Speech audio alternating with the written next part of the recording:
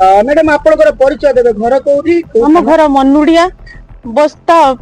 ये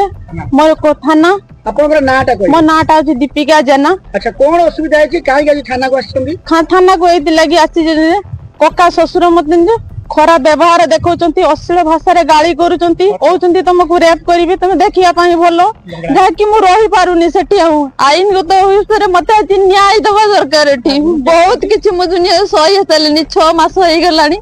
मते से रहिबा को दउनाथी आज भी कहचंती गले मु तुमको मारी देबी छाडू नाती खंडा भुजाली देखौचंती लंगळा है कि पूरा उल्लग्न भाबरे दौड़ी आछंती रेप करिया पाई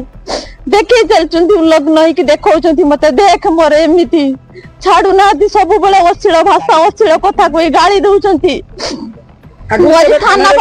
आगुर केबे थाना रे देई थाना रो 5 थर एमिति केस देरुनी कोनोसी न्याय मु पाई नाही एठी कोनोसी आदि जदी न्याय न मिलिबो मते म थाना रो विष पीकी सोइबी 5 थर दबा परे भी थाना रो मते कोनोसी न्याय मिलुनी मो जीवन विपद ऊपर रहिची।